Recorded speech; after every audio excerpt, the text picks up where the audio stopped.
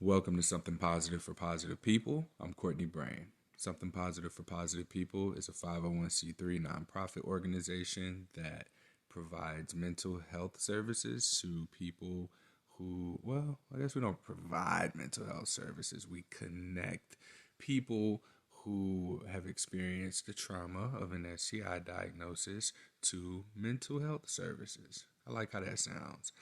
In our advocacy for normalizing conversations around knowing your status and being able to communicate it, one thing that we are aiming to do is to integrate the post-diagnosis support resources that you have experienced through Something Positive for Positive People with STD prevention efforts. I believe that being able to integrate these two is going to create a much more effective impact in combating not only rising cases of STIs, but it also is going to help with people being able to navigate the stigma accordingly. And as we've touched on in several other episodes, like there's a direct connection between sexual health and mental health, and our sex education at an early age when we're in high school, middle school, wherever it is that we're starting to have these conversations tends to not look at it that way. I believe that we will become, we'll be able to get to a place where we can talk about things like boundaries. Like, shit, I'm 32 years old and I just heard boundaries for the first time when I was like 31.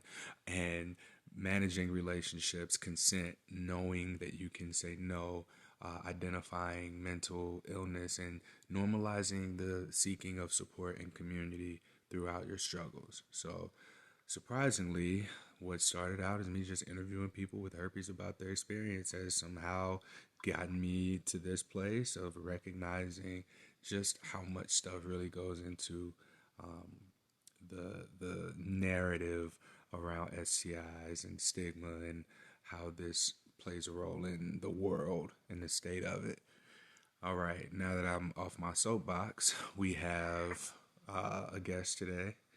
Today's guest, actually, you're my third podcast recording over the course of this weekend. I had one earlier today, and then I had one, was that yesterday? So today's Sunday.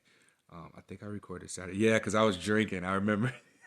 I was like, you know what? I'm going to celebrate, have myself a drink. And then I got a message. It was like, hey, we still on for 30 minutes from now? I was like, oh, yes, we are. And so we made it work. I think it turned out lovely. That's awesome. I have my beer right here. Yeah, so I drank all my alcohol yesterday. So this is an alcohol-free home for now. Good for you. So D, you reached out to me and we ended up scheduling an interview. I would like to know first off just how you found me and how you found Something Positive for Positive People. Yeah, absolutely. So I listen to lots of podcasts, and one of my favorite podcasts had brought up this podcast will kill you. And so I started scrolling on their page and um, started listening to quite a few of their podcasts and stumbled across the herpes episode. And I was like, oh my gosh, this is awesome. I have to listen to this. And you were like the intro, I believe. And I mean, aside from their intro, you were like the very beginning of that podcast. And I was like, holy cow, I gotta reach out to this dude because this is amazing that he's started this awesome, I guess, forefront of helping people like us not feel so alone. And it was just, I had to reach out to you because I felt like, I think I even told you, I wish I had something like this community when I first was diagnosed. Yeah, I do remember you saying that. And how long ago were you diagnosed? Um, Almost exactly 5 years ago. Mm. I don't know why I thought it was 15 because it didn't add up. I was like, 15? I don't know. My numbers do not feel right here. I think I imagined a 1 in front of the 5 on our text messages back and forth Yeah, with one another. that's Uh, okay. and what were you diagnosed with? HSV2. And it was a genital. Yep. diagnosis, right? So Yes. let's talk about that. If you can remember 5 years ago, I feel like this is one of those significant things that you just don't really forget, though. Oh Um, yeah. what were your first symptoms? Um. Well, it's kind of bizarre. So my first symptoms were I had just like the worst different kind of pain on my genitals. It's so hard to explain. I guess I just remember this intense burning, and it reminded me almost of like a bladder infection outside of my body. If that, it was just horrible. And then like the blisters came, and I was like, oh no, this is Were the blisters on your vulva or were they internal? everywhere, Oh wow. everywhere. It was horrible. I went to a Ready Med or something along those lines, and I was just sobbing because, for one, I was horribly ashamed and embarrassed, and secondly, was just in awful pain.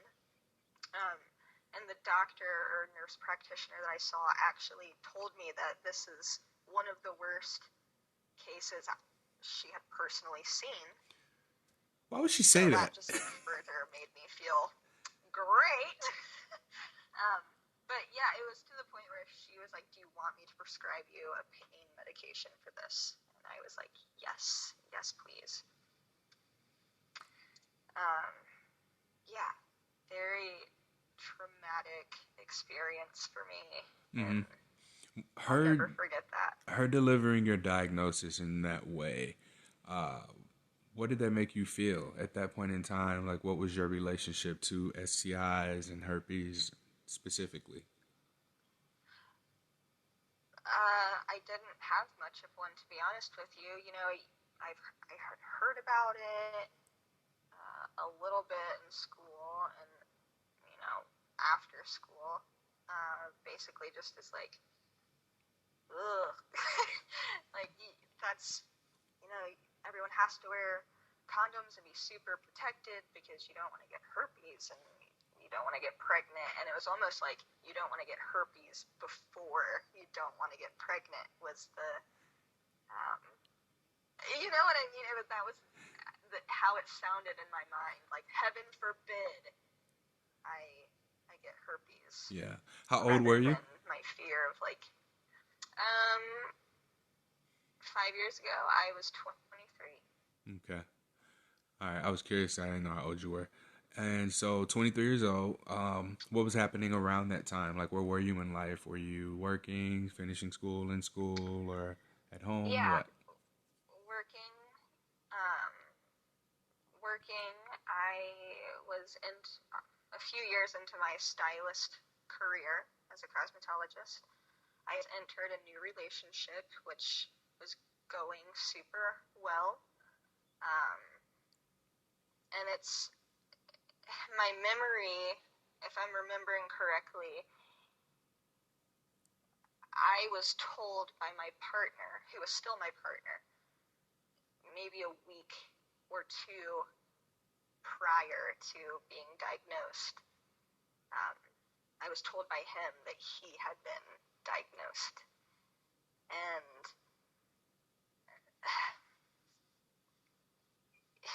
that it just all happened so quickly. Um, and during my research, I don't think that it made a lot of sense that, he just told me like a week or 2 weeks ago that he got diagnosed, and all of a sudden, like I'm just having this horrible outbreak, and it had me questioning myself a lot. Like, did I actually have it first and gave it to him, or it's just such a new territory for me that I had no idea. Both of our heads were just kind of spinning at that point. Yeah. When when he got the news, was there any like finger pointing or calling or like blaming at all? Not at all. Okay. Not at all. Was this a new Um, relationship at that I was point? at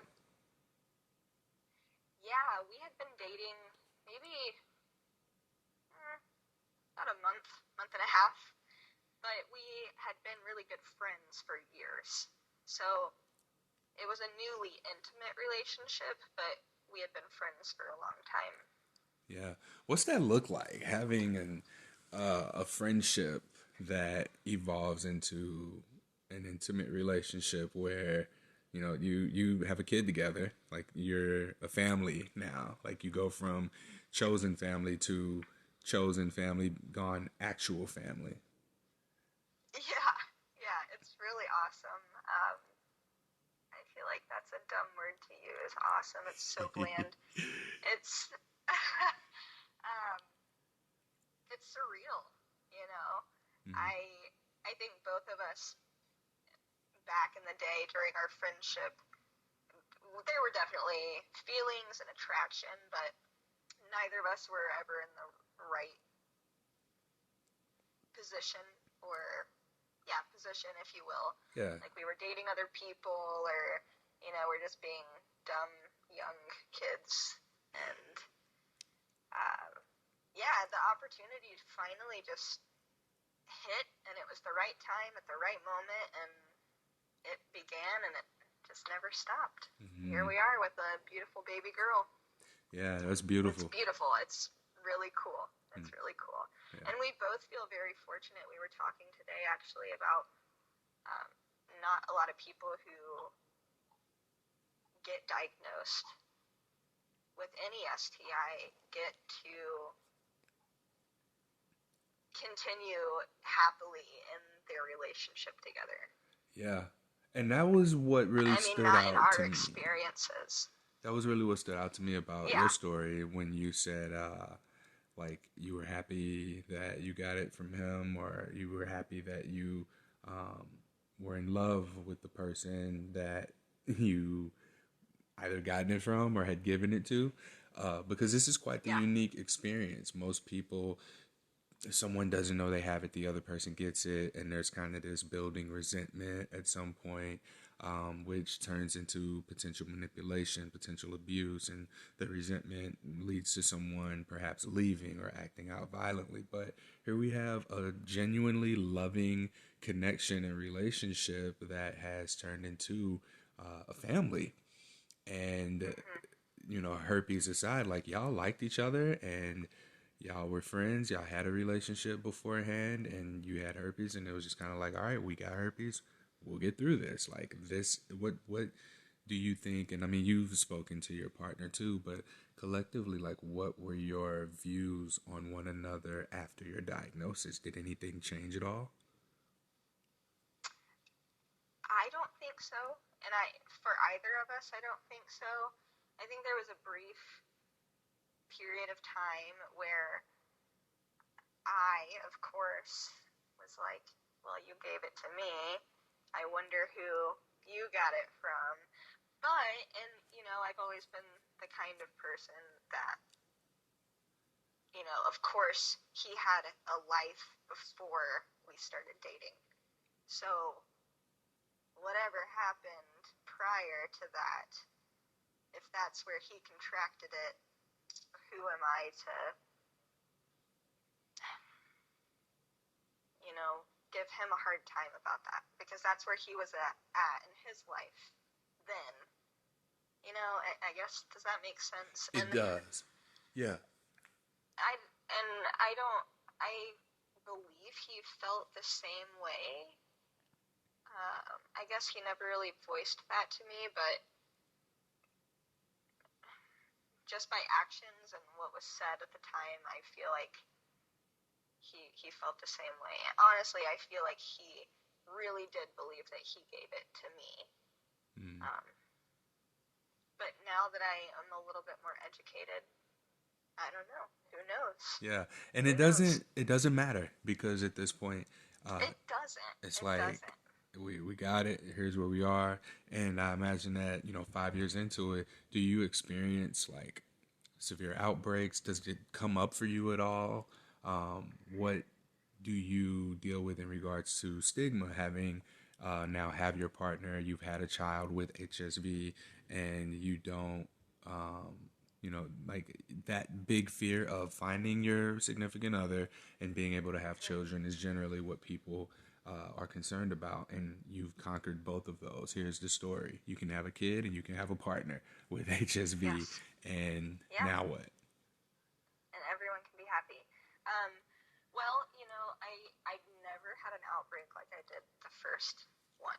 That was just, like I said, it was so severe and intense, and there I just felt pain inside and outside, mentally, emotionally, physically, all the pain.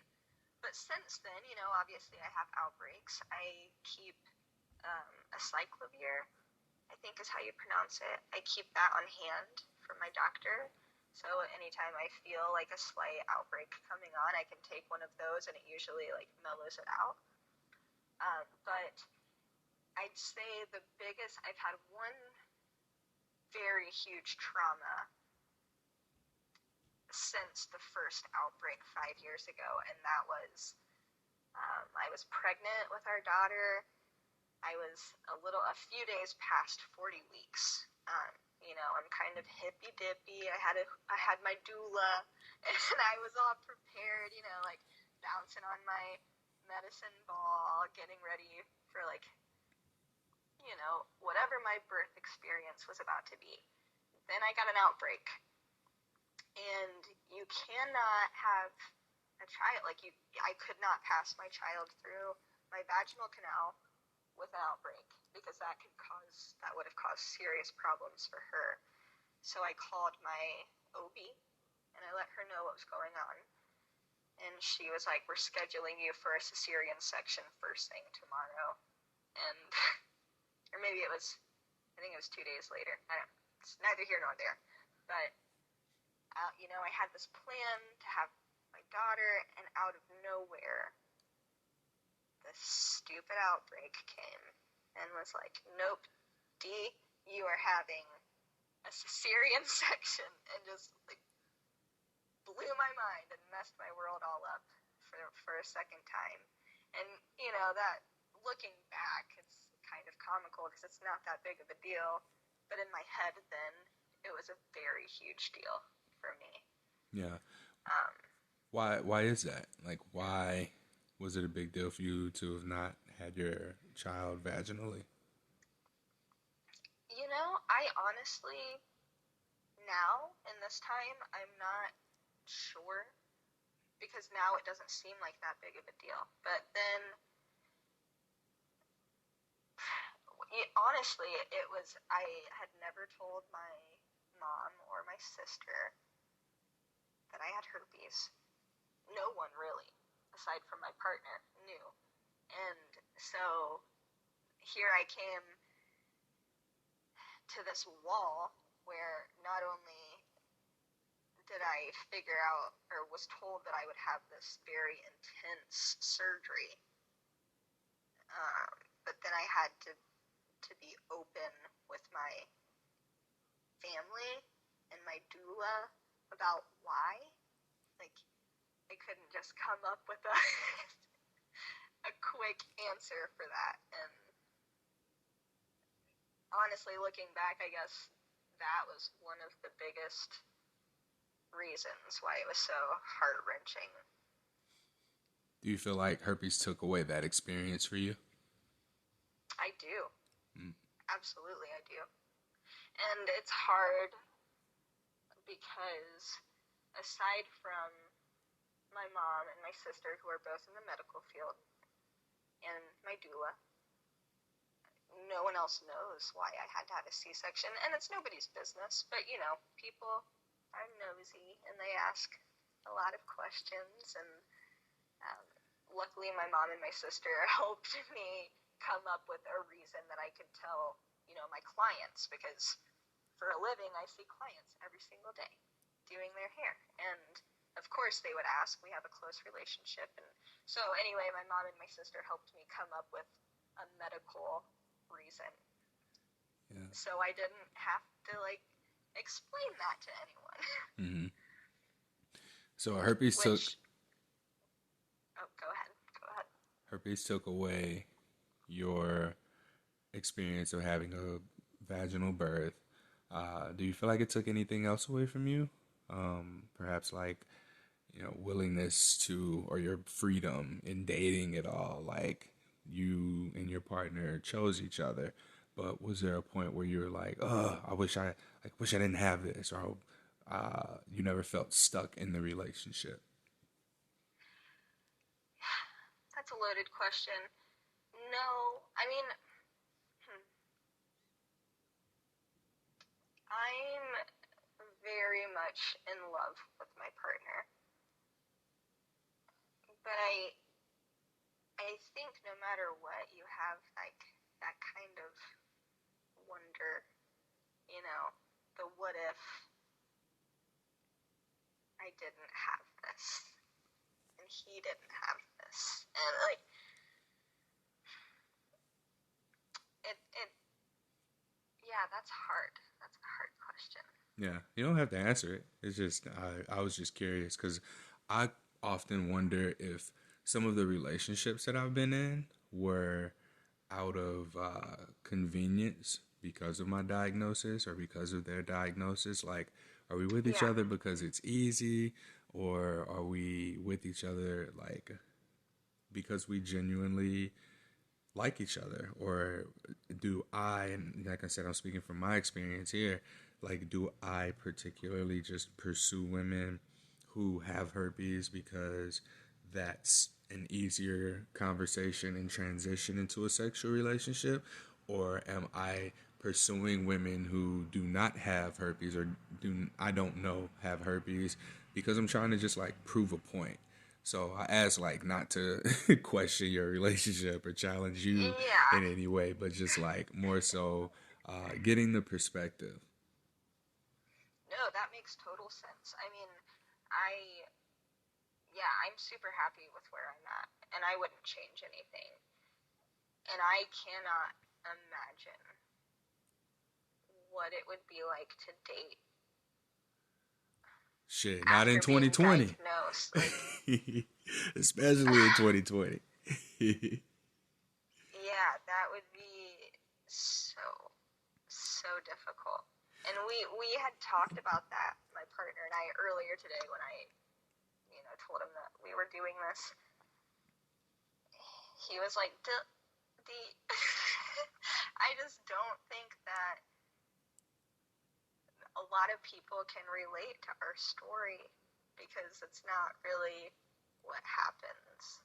Yeah. And While it's not relatable, to a lot of people, this is again just a story that doesn't have visibility. Like, one thing that I've learned through doing this is everyone thinks they have a boring ass story, or my story isn't special, or it's not unique, but all of them are in fact unique to the individual's experience, regardless of how similar they may sound. But this is something that has not come up, has not been covered. Like, what happens when a relationship works out? You know, like, where are these successful relationships? And by successful, I mean where both parties involved, all parties involved, depending on the nature of the relationship, have communicated what they want and they're getting what they need from one another. And I'm not using it as a matter of like time passing being a measure of success, but a matter of like fulfillment. Are you getting what you need? Is this a healthy relationship? Maybe that's a better thing to call it, like healthy, not necessarily successful. Um, yeah, because when you're in the pursuit of success, like what does failure look like? Just not having success in every way.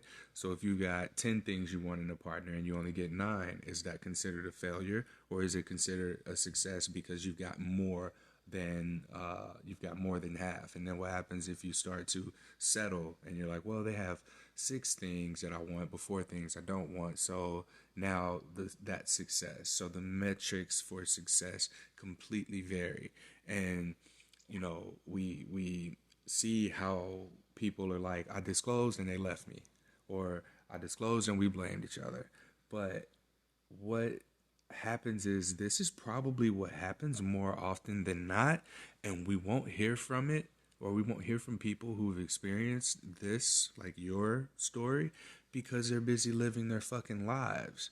right? Like, Yeah. what reason Right. did you have to reach out to me and share your story? Like you said, you've told your mom, your sister, your doula, and your partner. These are the only four people who need to know. I would argue even that. You know, the only person that needed to know was your partner and your doctor, and that's it. So Yeah. you didn't have to do this. You didn't have to share this story, but it's so valuable that you have, because the majority of people who are living with herpes or who have HSV that we will never hear from are actually in positions of life that they want to be in. The people that we hear from more often than not are not where they want to be. And so that's the narrative. Nobody wants herpes because you're never going to be able to live the kind of life that you have, D.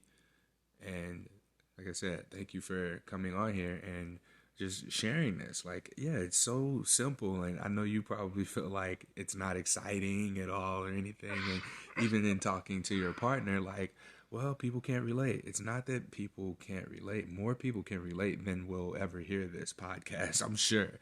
But Yeah. it's for those who can't relate to have this expanded perspective on what life can look like and what situations can look like when you disclose, because people expect rejection, people expect the worst, and so here we are with just like a simple scenario, and you're living it. Yeah.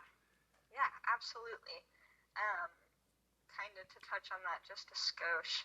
I I've never heard that kind before. What did you just say? a skosh. What is that? Like a skosh, just a What? tiny bit.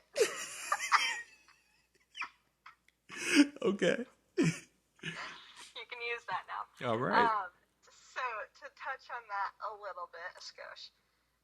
My reply to him saying that people won't be able to relate.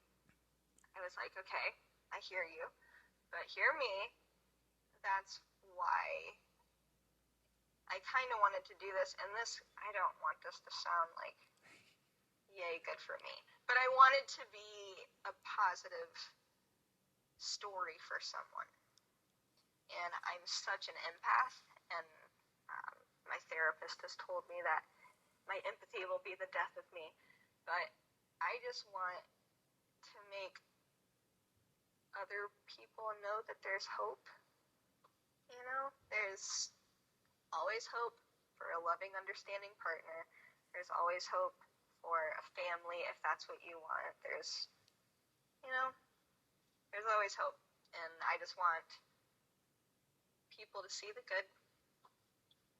Yeah. And so that's I guess that's why I reached out, and to tell you that what you're doing is amazing and more people should know about it. Thank you. Thank you. I appreciate that. You're welcome. So 5 years with this, and you just now found like that there were any additional resources out there. Like, what did you need 5 years ago that you are now discovering was out there? Well, podcasts, um, some social media outlets, you know, groups.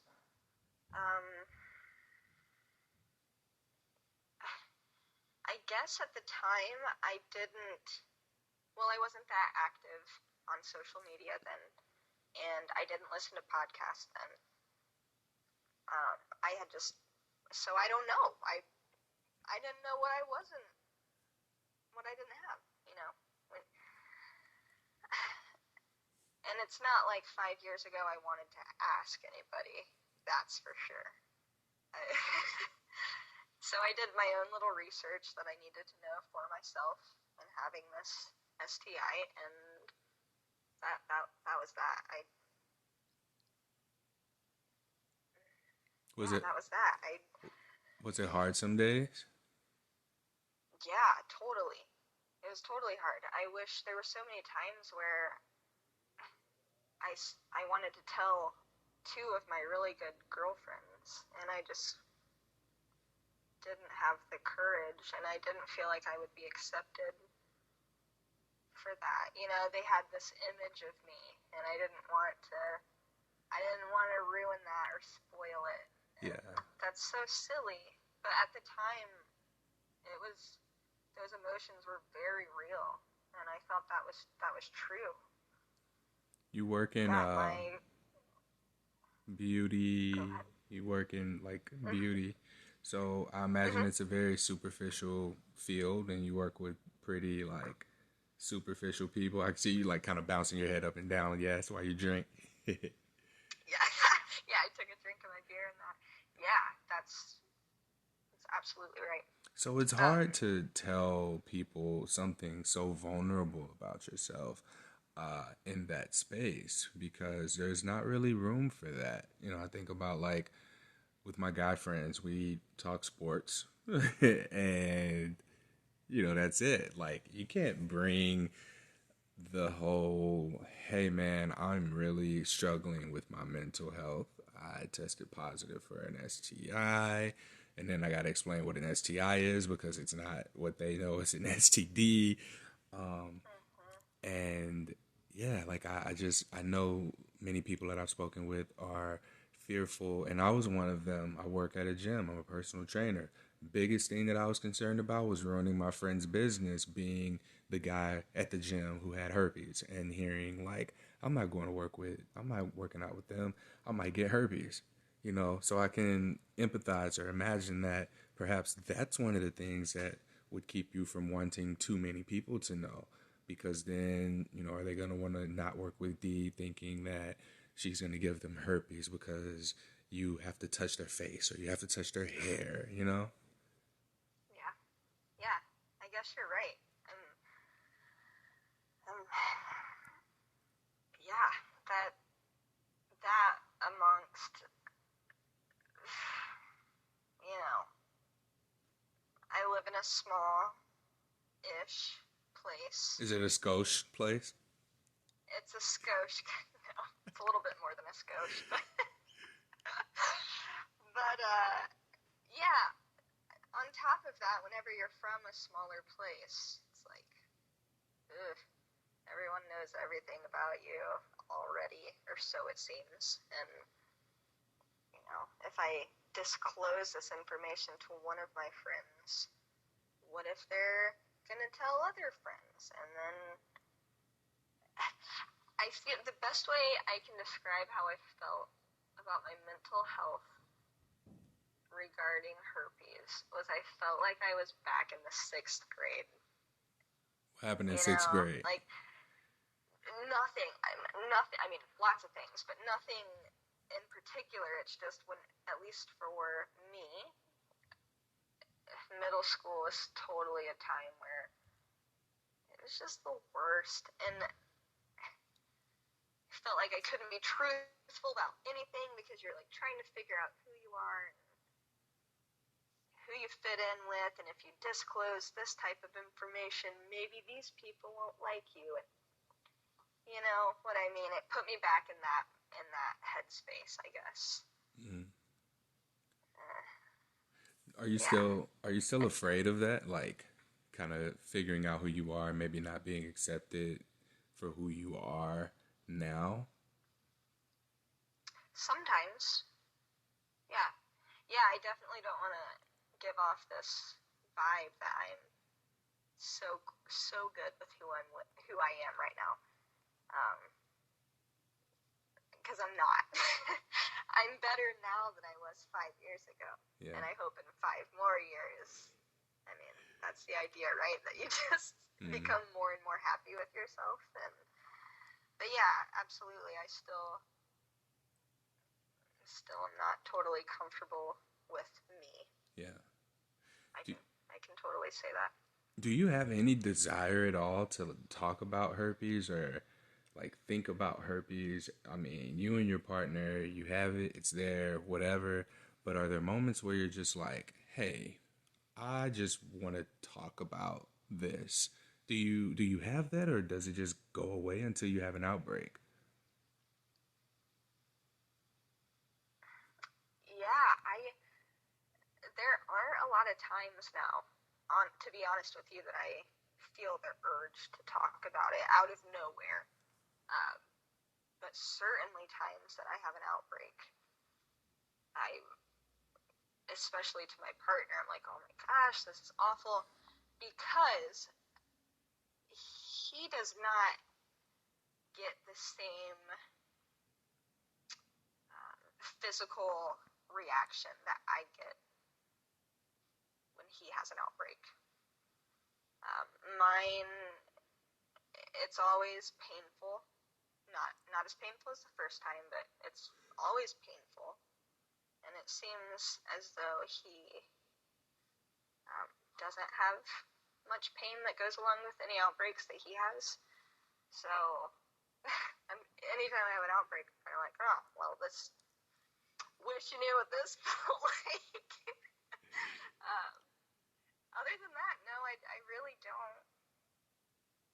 don't get the urge to talk about it. Okay. Yeah.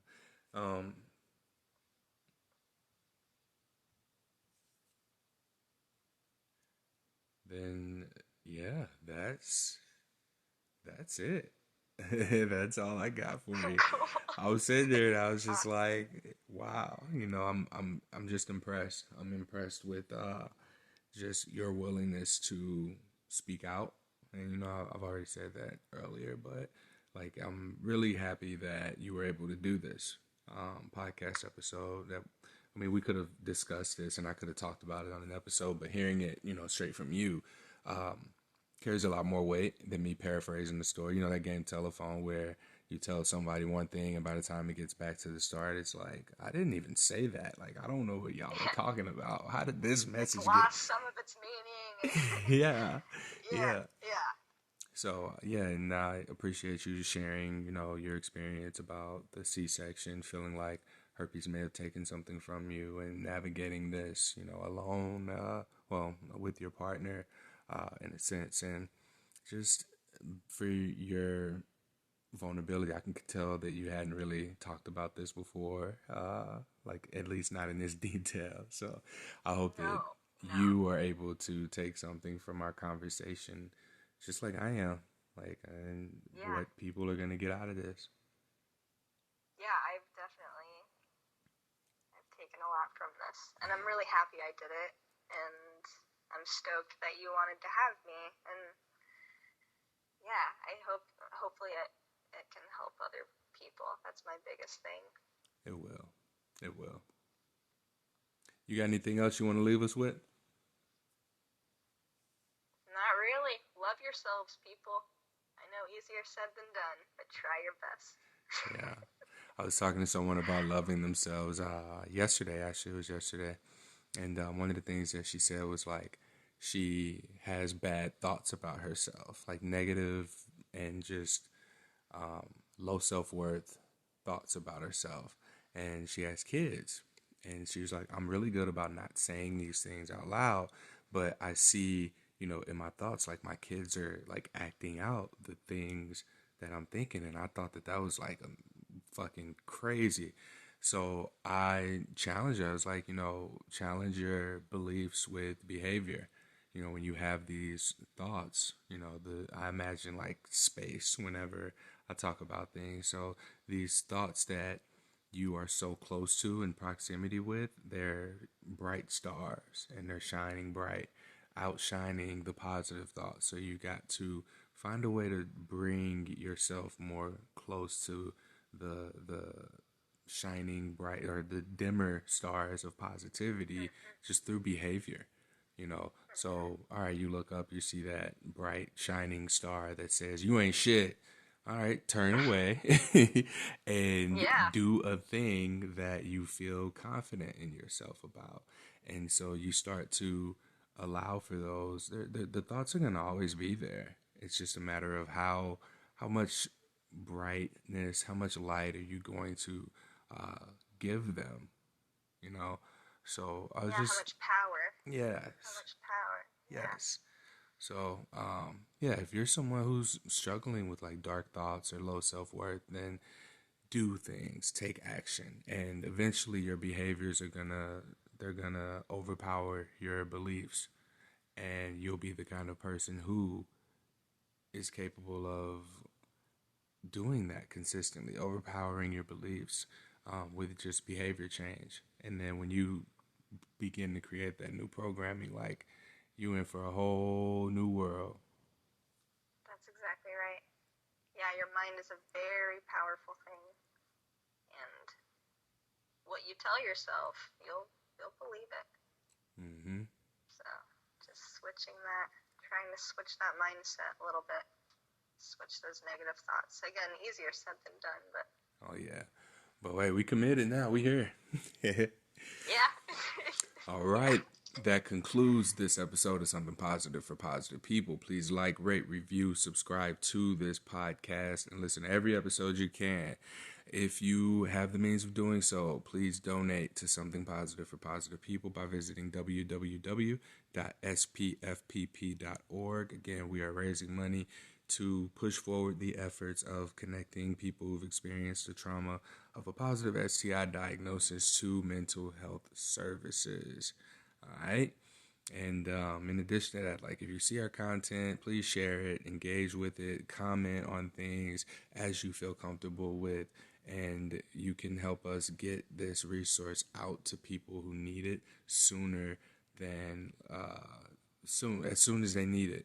You know, that's the ultimate goal. I'm getting a lot of messages from people now who are diagnosed and within a week finding something positive for positive people or finding H on my chest social media handles, and I'm able to point them in the right direction, or they're pointed in the right direction in order to find some of the resources that they may not have been aware of. They're finding all of this stuff out here, finding community, finding empowerment and education resources in order to best navigate the stigma of a positive STI diagnosis. The Something Positive for Positive People podcast community is on Facebook. If you want in on that, send me a friend request and message me, letting me know that you heard about it on this podcast. This is the only way that I'm talking about it. I want to build a community of just podcast listeners. I'm over the exclusively herpes positive, groups and communities, because in order for us to begin to welcome in allies and have any sort of change, like we have to be willing to take the risk of putting ourselves out there to people who may not have herpes. Like getting ourselves out of our safety net and comfort zone is going to be where the changes really come in.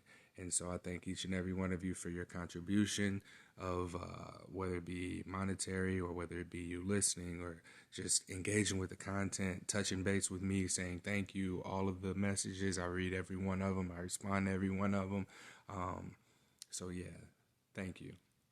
Till next time, stay sex positive.